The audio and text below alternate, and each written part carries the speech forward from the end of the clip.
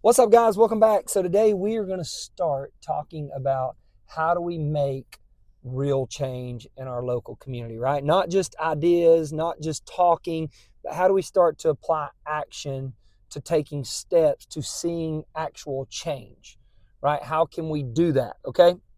Now, a lot of you are asking me, Caleb, are you going to run for this? Are you going to run for that? No, no, I'm not. I'm not interested on running for anything at a state or a national level. Right? I'm not interested in that. I might have interest in that in the future, but my heart is for my local community. It's for the kids that are presently around me right now that need our help. I tell people all the time that want to go on mission trips, I'm like, okay, before you start wanting to go out, right, and go do mission trips and all that, how are you loving your neighbor? Right? How are you? Let's start there. Let's start loving our neighbor, and then we'll talk about going out because it's actually easier to go out, right? It's easier to go somewhere and be somebody and then come back knowing that you're not going to be there anymore, right? The hardest thing to do is to love your neighbor, somebody that you're going to have to interact with every day, somebody that you're going to say things and it's going to have consequences with the way that people view you and the way that they think about you, and it's going to develop a courage inside of you. It doesn't take a lot of courage to go somewhere and talk a certain way and be a certain way and then come back to the place in which you live knowing that that's going to have no consequences, right? So when we learn how to love our neighbor, it just makes us stronger to be able to go out there, right? And so let's start with our neighbor. Let's start with the community that we live in right now. And so that's where I'm at. I want to see change in my neighbor's life, in the children in my community. I want to look at the problems that exist here and help the people that are around me. Whether they think that they need help or they see the problems, or even if they hate me, that's okay. I still believe there's something objective that ought to be pursued. And a lot of times when you see something that other people can't see, even though it would be better for them and they don't see it yet, they'll hate you for it. And that's okay. You got to be able to process through that and continue to strive forward because you know it's going to be better for them whether they realize it or not, right? And so that's my goal. And I want to show you guys this. This is what we're going to be operating out of. I'm going to show it to you more, right? You're going to see this a lot moving forward. But right here, you have a question mark. We'll talk about that question mark in the future. Here you have the school board, right? And this is the community. We vote the school board in. We're going to talk a lot about these people, what they do, and what they believe. We're going to talk about the central office, right? Who's inside of this? You have a superintendent, human resources, all types of people in those positions. What do those people positions do? What do they believe? And then these people, you have the elementary school, the middle school, and the high school. And over here you have the home, right? The family. The family has a big role to play in the community, right? And these families are feeding children through these systems, which these people position these systems with other people, and we produce the most precious product in the world, right? The most precious product that would ever come out of any factory or anything. We produce that through the education system, and it's a child, right? And that child, we take them at a very young age and we raise them up to be 18, and then we send them out into the world, right? We send them out into the world. And my question is for what purpose, right? For what purpose? To do what? Right? When a child leaves this system, our local community, and it leaves the system, do they know what they're to do next? Or are they just really confused? And what I'm going to tell you is if this group right here is very ununified, right? If it's very diverse in the things that we're teaching this kid and there's no unity, this kid's going to leave very confused, right? Very confused. And they're not going to know what to do or what they just went through this whole process for. And they're going to be very unproductive out in the world today, okay? And what I want to say to you on a local level, right? I'm talking about local community and other local communities out there, is there's this idea that's floating around that morality is neutral, right? That morality is neutral. And we say things like separation of church and state. And we say that, or the people above it, the elites above these systems, these systems, they know exactly what they're doing, but they say that kind of stuff to be able to convince you that in some ways public education is neutral when it comes to morality, right? And that is a lie, right? That's a lie. There's no such thing as neutrality when it comes to morality and when it comes to the public square, right? Or government or education or anything that's in the public square, morality is not neutral. It's actually physically impossible to have neutral morality, okay?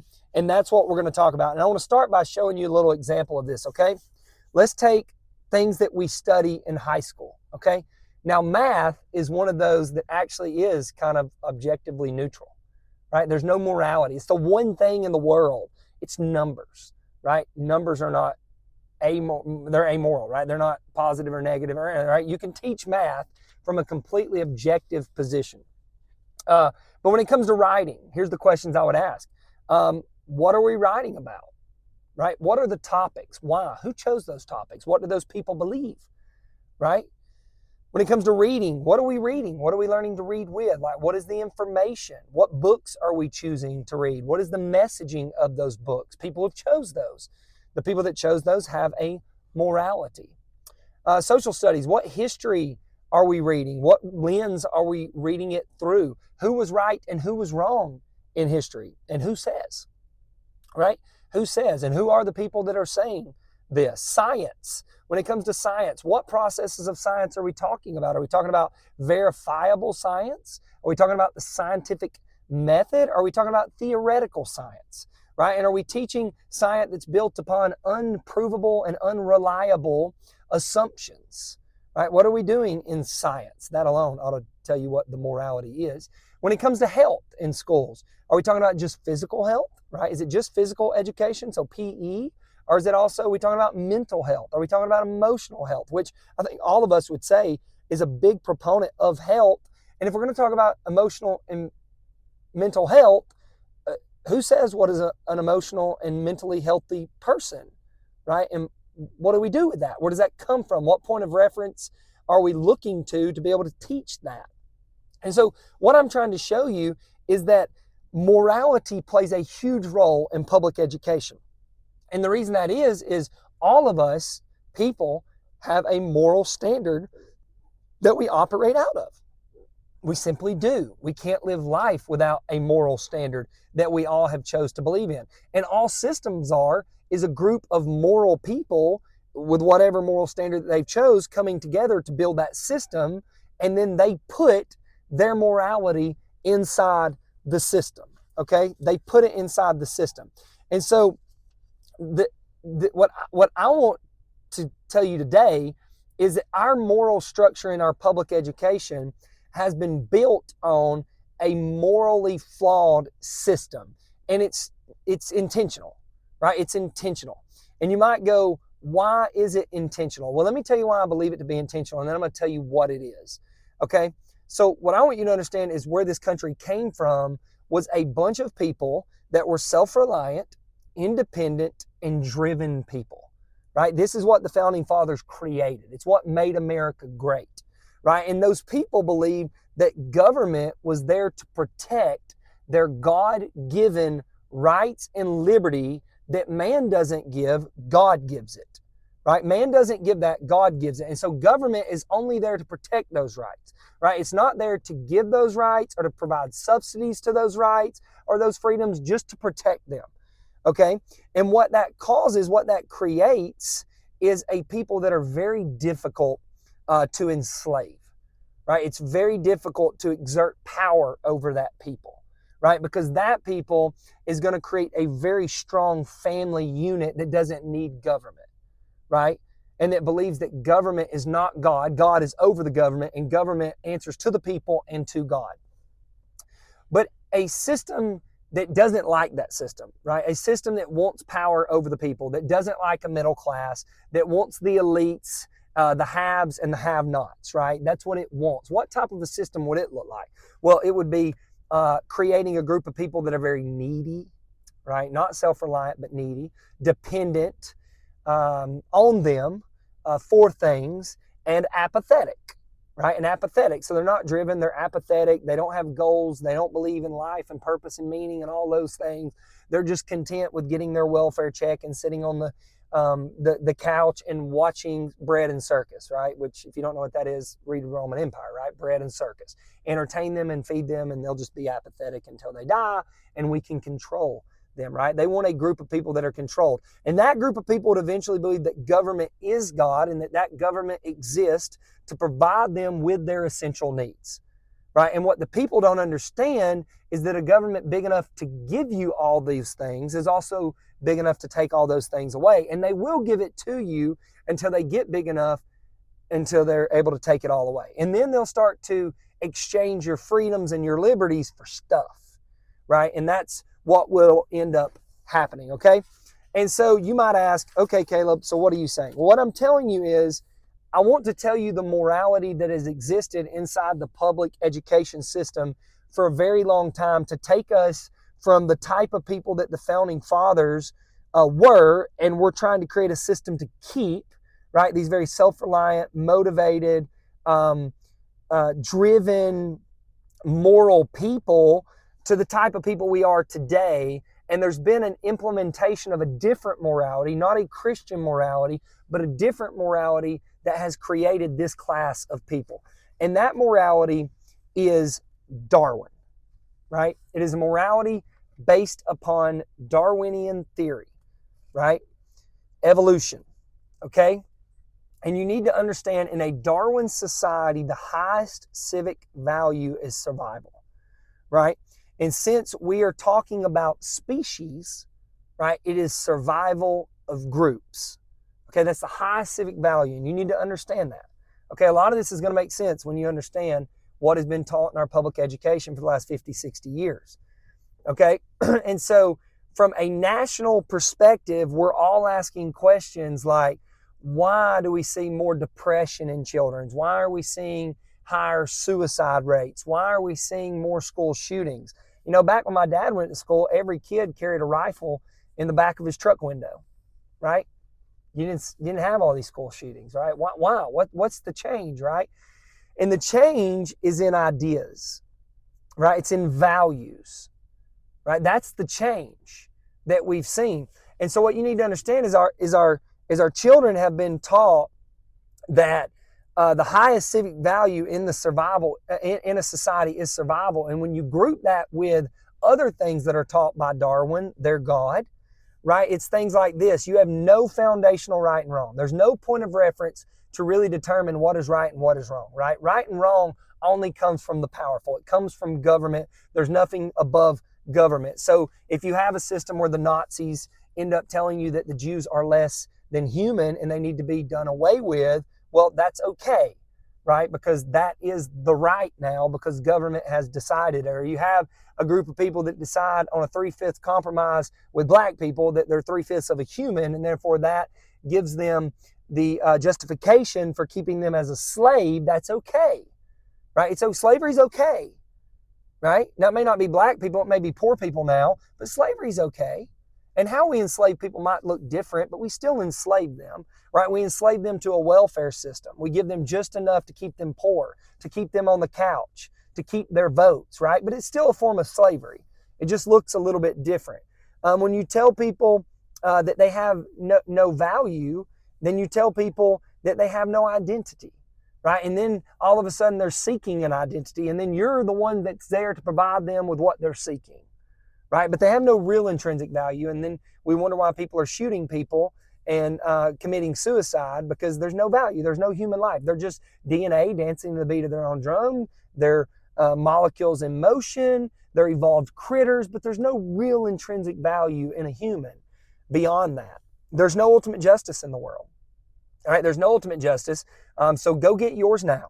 If you have to screw people, if you have to hurt people, if you have to harm people, go get it. Because if you can get away with it, it doesn't matter. When you die, it's nothingness, and that's over. There's no meaning and purpose outside the meaning and purpose that you give yourself. So go give that to yourself. And we wonder why neighbor feuds with neighbor, right? And why there's no unity anymore in a community or in a state or in a nation, right? We all go out and we create our own purpose and our own meaning, right? In this postmodern culture that we've created, and it's falling apart all around us. And there's no hope, right? There's no physical hope.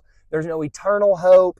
Life is what it is now. So if you can't see beyond your circumstances today, and you have a razor, or you have a noose, or you have a gun, you should just end it, right? Because your current circumstance is all there is, and there's nothing next, right? And this is the morality that has been taught to our children for the last 50, 60, 70 years, right? These are the ideas that have been taught to our kids. And guess what? Ideas have consequences, right? Ideas have consequences. And what I'm going to tell you is on a national level, we're not going to change it. On a state level, I highly doubt it. But on a local level, we could. We could change it. We could love our kids on a local level. But what it's going to take is that word. It's going to take love. It's going to take courage. It's going to take people that are passionate and have a deep desire for the truth, right? That they still go, there's something objectively true, and we should pursue that, and we should align our lives to that, and we should teach our children that. And we need to love our kids more than we love ourselves, right? We need to have the courage to step out and no longer cling to security for ourselves, but have the courage to love our kids more than we love ourselves and love our own security. Because we know that the ideas that are being presented to our children are killing them. They're killing them. And I know the immediate pushback is going to be this, right? Caleb, are you for a theocracy? Are you for a theocracy? No, I'm not for a theocracy.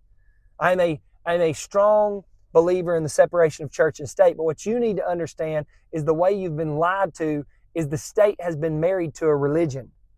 It's a secular religion. And their God is Darwin, right? Their God is Darwin. That is their prophet. That is their God. And they have been teaching their religion to our children for a very, very long time. And it is failing our children, right? And what our founding fathers, the brilliance of our founding fathers in this nation and why it was so great was they understood the ability to keep worship separate from state, right? The separation of church and state was separate. Worship was separate. It wasn't that they were believing that you needed to keep these things separate as if this state could exist amoral. No, there's no such thing. There's no such thing as a neutral morality. They just didn't want the state coming in and telling the church how they should worship.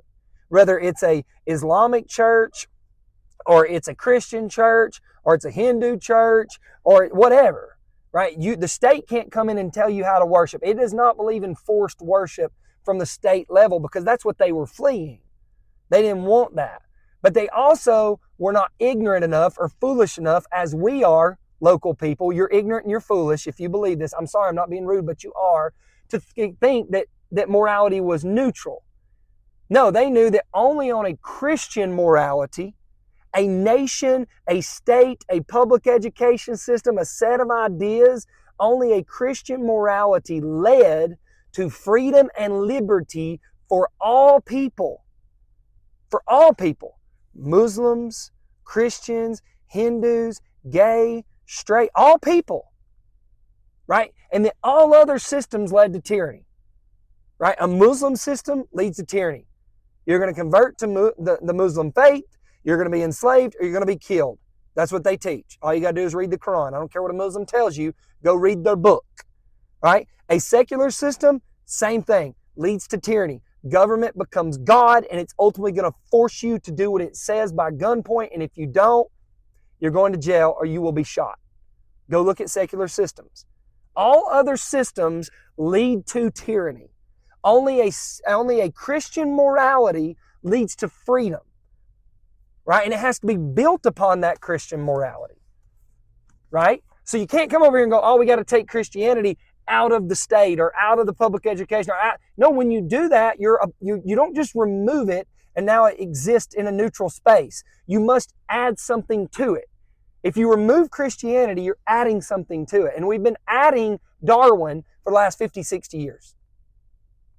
And it's time to remove Darwin and add a different morality because Darwin's failing us. Right? Darwin's failing us. And we can do this on a local level. If we want to change our kids and their future and their direction and make it a successful one, we can do that. We can do that. And we're going to talk about that in the future. All right, we're going to talk about that in the future. But the next video, we're going to start talking about this. All right, we're going to start talking about this, and then we're going to move forward from there. I'll see you guys in the next video.